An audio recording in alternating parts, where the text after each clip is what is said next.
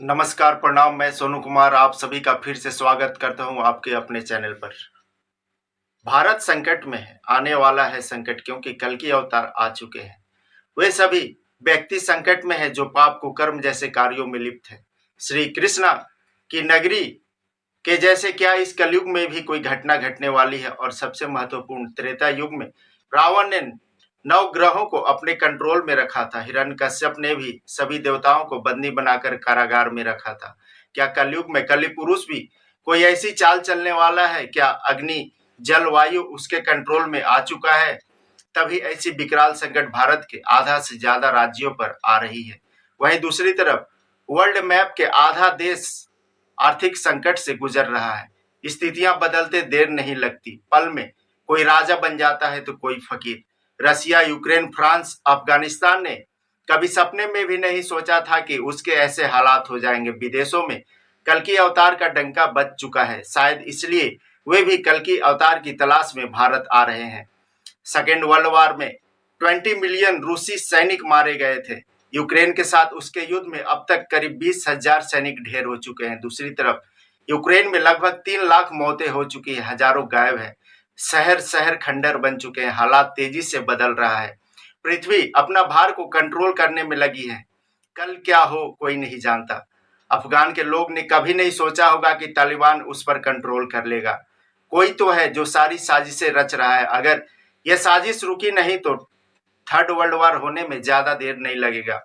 हमारे और आपके बोलने और चाहने से कुछ नहीं होने वाला है। अगर भगवान ने कलयुग में जन्म ले लिया है तो यह मान ले कि अंत होने वाला है। पंचसखाओं की रचना भविष्यमालिका जिसे 600 वर्ष पूर्व लिखा गया था, और पंचसखाओं में सबसे श्रेष्ठ संत श्री अच्युतानंद दास जी ने अपनी पुस्तक में संकेतों के माध्यम से यह बता दिया है कि कल की अवतार हो चुका है और श्री कृष्ण अपना नीलांचल धाम छोड़ चुके हैं, श्री क्षेत्र छोड़ चुके हैं। मुहि नीलांचन छाड़ी जीवी हो अर्जुन, मोहर भंडार घरे थी व जेते धना, ताहिरे कलंकी लागी जीव क्षय होई। इस पंक्ति में अर्जुन श्री कृष्ण जब पूछते हैं कि जब आप श्री क्षेत्र छोड़ चुके होंगे तो लोगों को कैसे पता चलेगा, क्या संकेत मिलेंगे, तब श्री कृष्ण इसका उत्तर देते हुए कहते हैं कि मेरे मंदिर के परिसर में यानी जगन्नाथ धाम के परिसर में स्थित भंडार घर में ख्याति नहीं रहेगी। ख्याति नहीं रहेगी इसका तात्पर्य क्या है?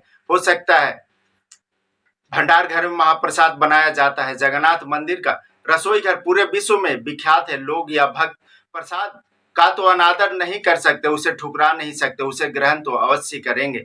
मेरे अनुसार ख्याति नहीं रहने का दो अर्थ हो सकता है। पहला यह हो सकता है कि इसका संबंध भंडार गृह के प्रभारी सेवकों से हो।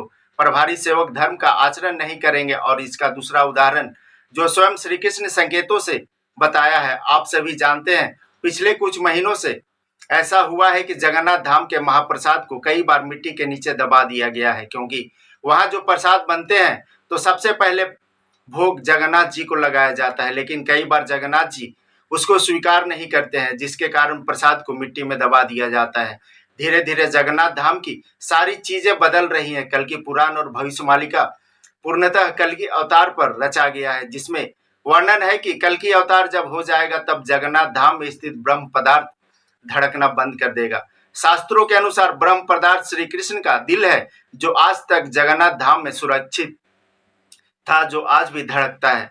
ऐसा माना जाता है कि वह ब्रह्म पदार्थ में श्री कृष्ण की सारी शक्तियां उसके अंदर मौजूद हैं, और उन शक्तियों को कल की अवतार जब आएंगे तब वह धारण कर लेंगे, तब वह धड़कना बंद कर देगा।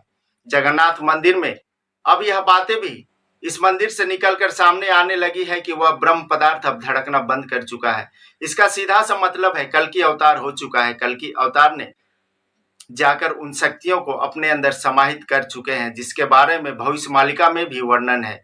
आज वह समय है जब कोई व्यक्ति अपने नाम के आगे संत लिख देता है तो लोग उसे सुनने के लिए लोगों को टिकट खरीदना पड़ता है। आज किसी भक्तों के मन में यह सवाल नहीं रहना चाहिए कि कल की अवतार का जन्म कहाँ हुआ है, कहाँ है कल की अवतार और क्या कर रहे हैं कल की अवतार, बल्कि सभी को आज सोचने की जरूरत है कि किस्मत ने आपकी कैसे परीक्षा ली, कल की अवतार ने आपकी कैसे परीक्षा ली और आप कल की अवतार से कैसे जुड़े।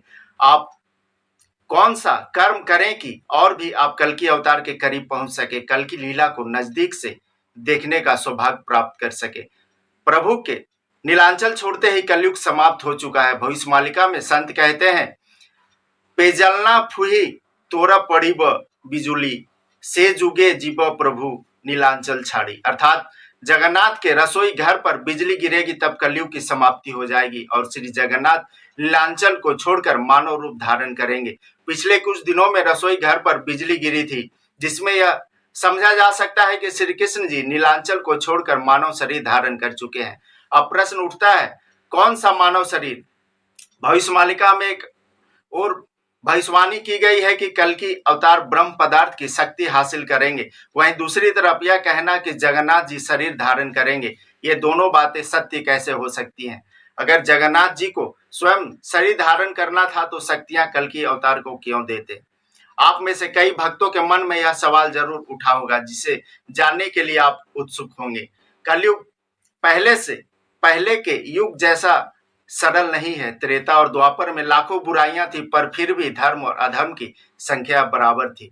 चिन्हित विलन थे उन युगों में, पर इस कलयुग में आप लोगों के आचरण से उसके व्यक्तित्व का पता नहीं लगा सकते हैं। लोगों के मुंह पर मुखौटे लगे हुए हैं। आप अपने परिवार के लोगों को समझ नहीं सकते तो दूसरे लोगों को आप कैसे जान और समझ सकते हैं, जिसका उदाहरण आप न्यूज चैनलों पर समय समय पर देखते होंगे, या फिर हो सकता है आप भी इन हालातों से गुजर रहे होंगे। कोई प्यार में धोखा खाता है तो कोई परिवार के सदस्यों से। कातिल हर जगह रिश्तेदार और दोस्त के रूप में मुखौटा लगाए। यही कारण है कि आज कल्कि अवतार स्वयं आकर कहे कि मैं ही कल्कि अवतार हूं, तो कोई नहीं विश्वास करेगा।